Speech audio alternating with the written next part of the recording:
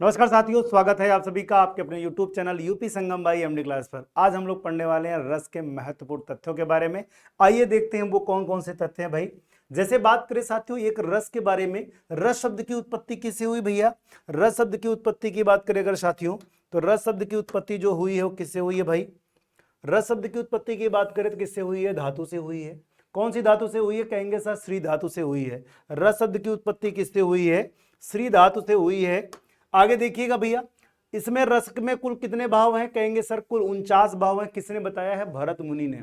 भरत मुनि ने कुल 49 भावों का वर्णन नाट्य शास्त्र में किया है। और बात करें साथियों इसके प्रवर्तक कौन माने जाते हैं? कहेंगे सर भरत मुनि माने जाते हैं। रस के कितने अंग होते हैं साथियों? रस के 4 अंग होते हैं। और मूल संख्या अगर पूछी जाए, मूल संख्या रसों की कितनी होती है? कहेंगे सर 9 होती है, लेकिन भरत मुनि के अनुसार कितनी होती है? 8 होती है। इसमें संचारी भावों की संख्या कितनी है? कहेंगे सर 33 है। अर्थ इसका क्या होता है? रस का अर्थ है आनंद। और अनुभाव की बात करें साथियों, अनुभावों की संख्या 8 होती है। भेद कितने होते हैं? कहेंगे सर 4 भेद होते हैं। बाकी रस को क्या कहा जाता है साथियों? काव्य की आत्मा कहा जाता है। काव्य की आत्मा किसने कहा है भाई? काव्य की आत्मा की बात करें साथियों, काव्य की आत्मा किसने कहा है? तो कहेंगे सर आचार्य विश्वनाथ ने। किसने कहा है भाई? आचार्य विश्वनाथ ने क्या कहा है? आचार्य विश्वनाथ ने काव्य की आत्मा किसे कहा है? रस को काव्य की आत्मा कहा है। और इसकी मुख्य रचना की बात करें साथियों, इसकी मुख्य रचना क्या है? कहेंगे सर मुख्य रचना नाट्य शास्त्र है। इसकी मुख्य रचना क्या है? नाट्य शास्त्र है। ठीक है, अब बात करते हैं साथियों इसके अन्य महत्वपूर्ण तथ्यों के बारे में। जैसे बात आती है रस के अंग, बात आती है किसके बारे में भैया? रस के अंग के बारे में। तो आप देखिएगा जरा ध्यान से, यहां पर रस के अंग की बात करें साथियों, रस के अंग कितने हैं? विभाव है, अनुभाव है, संचारी भाव है, और क्या है साथियों? अस्थाई भाव है। अगर आपसे पूछा जाए रस के कितने अंग होते हैं तो बताइएगा सर 4 अंग होते हैं। ठीक है, उसके बाद देखिए बात करते साथियों विभाव के कितने भेद होते हैं? एक होता है साथियों आलंबन, और दूसरा क्या होता है? उद्दीपन होता है। आलंबन के भी 2 भेद होते हैं, एक होता है आश्रयालंबन और दूसरे का नाम क्या होता है साथियों? विषयालंबन। सेम ऐसे अनुभाव की बात करें साथियों, जैसा कि मैंने पहले भी बताया कि अनुभाव के 4 भेद होते हैं, इनकी संख्या कितनी होती है? 8 होती है। 4 बात देखिए, नंबर 1 है कायिक है, नंबर 2 सात्विक है, नंबर 3 वाचिक या मानसिक है, और नंबर 4 क्या है साथियों? कहेंगे सर आहार्य है। ये 4 भेद होते हैं किसके साथियों? रस के। कौन से भैया? अनुभाव के 4 भेद होते हैं। अब इसमें से सात्विक की बात करें साथियों, सात्विक के 8 भेद होते हैं। सात्विक के कितने भेद होते हैं? 8 भेद होते हैं। कौन कौन से होता है? नंबर 1 है स्तंभ है, नंबर 2 स्वेद है, नंबर 3 रोमांच, नंबर 4 है स्वरभंग, नंबर 5 की बात करें कंपन, नंबर 6 है वैवर्ड, नंबर 7 है अश्रु, और क्या है 8वां प्रलय। इनके बारे में थोड़ी बहुत जानकारी अगर मैं दूं तो आप ऐसे समझिएगा, जैसे अगर किसी को देखकर अचानक से खड़े हो जाते हैं या कोई चीज स्थिर हो जाती है, वो क्या कहलाता है? स्तंभ कहलाता है। बात करें साथियों स्वेद, डर के मारे भय के मारे क्या आता है भैया? जब पसीना आता है वो अपने आप होता है, उसे क्या कहते हैं भैया? स्वेद कहते हैं। रोमांच का मतलब होता है किसी डर के कारण या किसी चीज को आश्चर्यचकित हो जाने के कारण क्या होता है? सारे रोंगटे जो खड़े हो जाते हैं, उसी को कहा जाता है साथियों रोमांच कहा जाता है। और वहीं पर स्वरभंग की बात करें, स्वरभंग का मतलब होता है आवाज का लड़खड़ाना। जैसे आवाज कभी कभी क्या होती है? लड़खड़ाने लगती है, डर के कारण भी होती है कि आवाज नहीं निकल पाती पूरी, या जो है कि ज्यादा खुशी ज्यादा हो जाए तब भी आवाज क्लियर नहीं निकल पाती, उसी को क्या कहते हैं साथियों?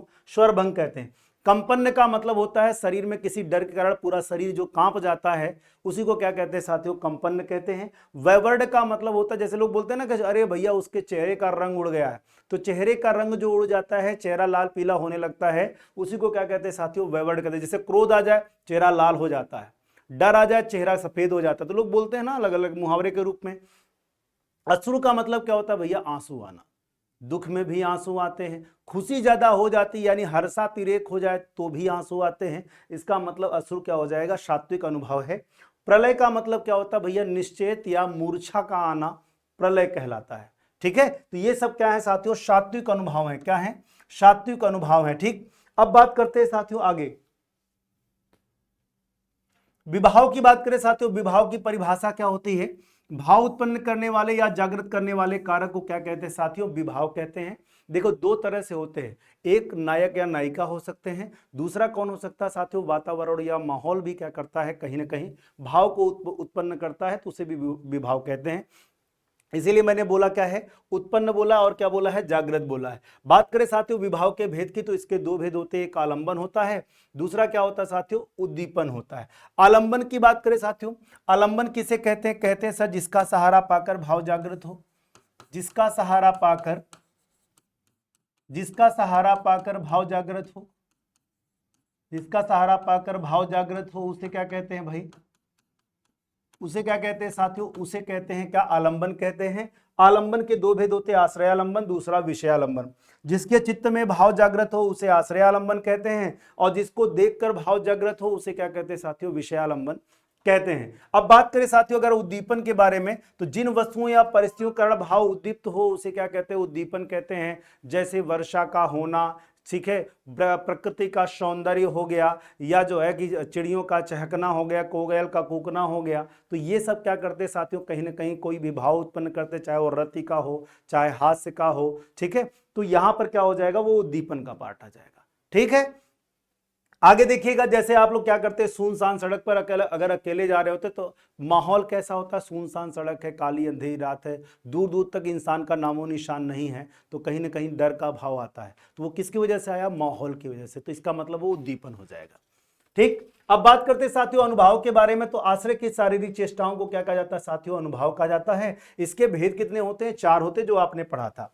कायिक अनुभाव की बात करें साथियों, कायिक अनुभाव में अगर आप देखें, कायिक अनुभाव की बात करें साथियों, ऐच्छिक चेष्टाएं होती हैं, जैसे क्रोध में गाली देना। अगर आपको क्रोध आ गया, किसी को गाली दे रहे हैं, क्रोध में क्या देना भैया, गाली देना, या झगड़ा करना या चिल्लाना, ये सब क्या है, कायिक है। अनैच्छिक चेष्टाओं की बात करें, जैसे साथियों क्रोध में चेहरा लाल होना, ये अपने आप होता है, ऐसा तो है नहीं अपने जो लाल करते हो। क्रोध में क्या होता भैया, क्रोध में चेहरा लाल होना, ये अपने आप होता है, अनैच्छिक चेष्टा होती है। तो ये क्या हो जाएगा, सात्विक हो जाएगा। सात्विक के 8 भेद बता चुके हैं आपको। वाणी में परिवर्तन क्या होता है साथियों, भाव के साथ जो वाणी में परिवर्तन होता है, गुस्सा आ गया, जोर जोर से चिल्लाना शुरू कर दिए। शांत भाव, शांत रस आ गया, तो कहते हैं सर जी एकदम मीठी आवाज में बोल रहे हैं, तो इसका मतलब क्या है भाई, मानसिक या वाचिक आता है, भाव के साथ वाणी में जो परिवर्तन होता है उसको कहते हैं। वेशभूषा मतलब जैसा भाव रहेगा, आप जैसे श्रृंगार रस का भाव आया तो भैया ज्यादा सच समझ लेंगे। हास रस का भाव आया, देखेंगे जोकर रंगीन रंगीन कपड़े पहनता है। करुण रस का भाव आया, एकदम नॉर्मल कपड़े पहनते हैं। तो भाव के अनुसार, अब जैसे वीर रस है, युद्ध करने जाना है तो योद्धा की पोशाक पहनेंगे। तो वेशभूषा में जो परिवर्तन होता है उसे क्या कहते हैं साथियों, आहार्य कहते हैं, ठीक है। अब आगे बात करते हैं साथियों संचारी भाव के बारे में। संचारी भाव क्या होता है साथियों, संचारी भाव की बात करें, कहते हैं जो चित्त में अल्पकाल तक संचरण करते हैं उन्हें क्या कहा जाता है साथियों, संचारी भाव कहा जाता है। संचारी भावों की संख्या कितनी होती है, 33 होती है। इसमें कुछ महत्वपूर्ण की बात करें साथियों, महत्वपूर्ण संचारी भाव जो हैं वो कौन कौन से भैया, महत्वपूर्ण संचारी भावों की अगर बात करा जाए तो आप देखेंगे वो कौन कौन से जो अक्सर एग्जाम में पूछे जाते हैं। एक साथियों अमर्ष है, और क्या है भैया, असूया है, और क्या है भाई, अवहिता है, ठीक है, और क्या है साथियों, अपस्मार है। ये ऐसे हैं जो आपसे एग्जाम में पूछे जा सकते हैं। तो अमर्ष का मतलब होता है कि वह क्रोध जो इसका विरोध न कर सके, यानी विरोध, क्रोध तो आए लेकिन हम किसी का विरोध न कर पाए, वो अमर्ष कहलाता है। असूया का मतलब क्या होता है भैया, किसी की उत्कृष्टता को देखकर होने वाली जलन क्या होती है, असूया होती है। और अवहिता का मतलब क्या होता है साथियों, भाव को छिपाना।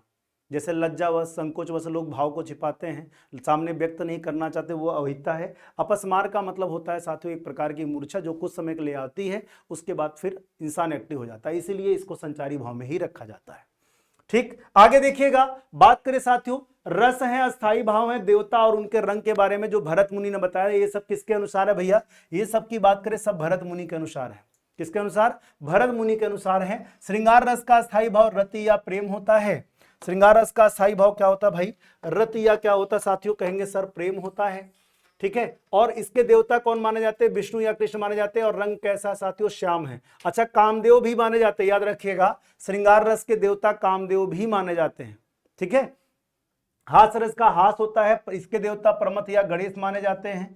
वहीं पर करुण रस का स्थायी भाव शोक है, इसके देवता यमराज माने जाते हैं। रंग कपोत या भूरा है। रौद्र रस की बात करें साथियों, रौद्र रस का स्थायी भाव क्रोध है, इसके देवता रुद्र या शिव माने जाते हैं। और रंग क्या है, रक्त है। वीर रस की बात करें, इसका स्थायी भाव उत्साह है, और इसके देवता महेंद्र या इंद्र माने जाते हैं। रंग कौन सा है साथियों, गौर है। भयानक रस की बात करें, इसके देवता भय, इसका स्थायी भाव भय है। देवता कौन है भैया, कालदेव है। रंग कैसा है, काला या कृष्ण है। अद्भुत रस की बात करें साथियों, इसका क्या स्थायी भाव है, विस्मय है। देवता कौन माने जाते हैं साथियों, ब्रह्मा जी माने जाते हैं, और इसका रंग कैसा है, पीत या पीला है। विभत्स रस की बात करें साथियों, इसका स्थायी भाव जुगुप्सा, घृणा या ग्लानि है। जुगुप्सा, घृणा या क्या है साथियों, कहेंगे सर ग्लानि है। ठीक है, अब बात करते हैं साथियों आगे देखिएगा, और इसके देवता कौन है, महाकाल है, और रंग कैसा है, नीला है। शांत रस की बात करें साथियों, शांत रस के बारे में भरत मुनि ने नहीं बताया है, ठीक है, अन्य लोगों ने बताया है। इसका स्थायी भाव सम या निर्वेद है, और इसके देवता कौन माने जाते हैं, नारायण, और इसका रंग जो है कैसा, चंद्रमा या कुंद पुष्प के समान है। बाकी इन सब के देवता नहीं है भाई, वात्सल रस और भक्ति रस के। इसका स्थायी भाव वत्सल रति या स्नेह माना जाता है, वहीं पर भक्ति रस का भगवत विषयक रति या देव विषयक रति होते हैं। इनसे प्रश्न पूछा गया यूपीएसआई के एग्जाम में। और अगर जो है रही बात अस्थाई भाव की, तो अस्थाई भाव तो अक्सर कई एग्जामों में पूछा गया, इसलिए पढ़ लीजिएगा अच्छे से इसको। काव्य गुण की बात करें साथियों, काव्य गुण से अक्सर प्रश्न आजकल बन रहे हैं, तो काव्य गुण भी देख लीजिए। काव्य गुण क्या होता है भैया, काव्य गुण की बात करें, र ल वर्णों का प्रयोग माधुर्य गुण में होता है, और इसमें माधुर्य गुण में कौन कौन से रस होते हैं, श्रृंगार रस होता है, हास्य रस होता है, करुण रस और वात्सल रस। इन 4 रसों में क्या होता है भैया, माधुर्य गुण होता है। ट वर्ग के वर्णों का प्रयोग किसमें होता है, ओज गुण में होता है। और ओज वीर रस में, रौद्र रस में, भयानक रस और विभत्स रस की बात करें, इन सभी रसों में क्या पाया जाता है भैया, ओज गुण पाया जाता है। अब बात करें साथियों प्रसाद का, वैसे तो अगर बात की जाए तो प्रसाद जो गुण है वो सभी रसों में संचरण करता है, लेकिन मुख्यतः की बात करें तो वो शांत रस और किसमें पाया जाता है भैया, भक्ति रस में। किसमें पाया जाता है भाई, भक्ति रस में पाया जाता है। अब बात करें साथियों नाट्य वृत्ति के बारे में, नाट्य वृत्ति से एक स्टेनोग्राफर में शायद क्वेश्चन पूछा गया था, तो ये याद रखना है वो कौन सी है भैया, भारतीय वृत्ति की। भारतीय वृत्ति किस रस में पाई जाती है, तो अद्भुत रस में पाई जाती है, यही था शायद क्वेश्चन। तो कैसे की वृत्ति, श्रृंगार रस में होती है, हास्य रस में होती है। सात्वती वृत्ति वीर रस में होती है, और किसमें होती है, केवल वीर रस में सात्वती वृत्ति होती है। आरभटी होती है, रौद्र रस और विभत्स रस में होती है। भारतीय वृत्ति अद्भुत रस और किसमें होती है साथियों, करुण रस में होती है। ठीक है, तो अब हम बात करते हैं कुछ महत्वपूर्ण तथ्यों के बारे में। जैसे श्रृंगार रस को क्या कहा जाता है साथियों, रसराज या रसपति कहा जाता है, याद रखिएगा। श्रृंगार रस को रसराज या क्या कहा जाता है, रसपति कहा जाता है। 2 भेद होते हैं, संयोग श्रृंगार और वियोग श्रृंगार रस। श्रृंगार रस का मित्र किसे कहा जाता है साथियों, हास्य रस को, और श्रृंगार रस का विरोधी रस किसे कहा जाता है, विभत्स रस को कहा जाता है। वीर रस के 4 भेद होते हैं, युद्ध वीर होता है, दया वीर होता है, दानवीर और क्या होता है साथियों, धर्मवीर होता है। वाक्यम रसात्मकम काव्यम, यह कथन आचार्य विश्वनाथ की पुस्तक साहित्य दर्पण से लिया गया। ये क्वेश्चन भी इंपॉर्टेंट है, किससे लिया गया भैया, आचार्य विश्वनाथ की पुस्तक साहित्य दर्पण से लिया गया है। भरत मुनि का रस सूत्र क्या है भैया, विभावानुभाव, विभावानुभाव, व्यभिचारी भाव, संयोगादर्श निष्पत्ति। ये क्या है भाई,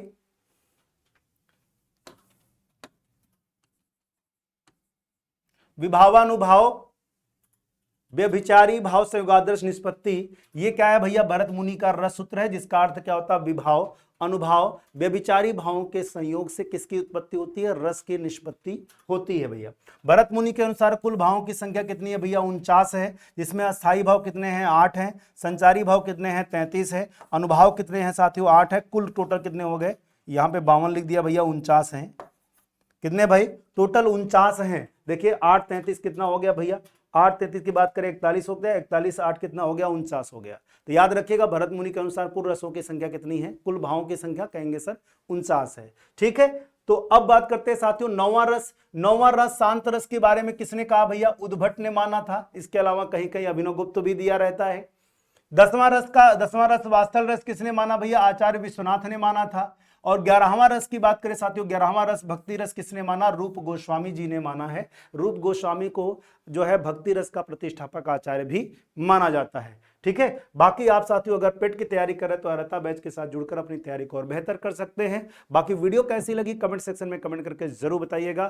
थैंक यू सो मच।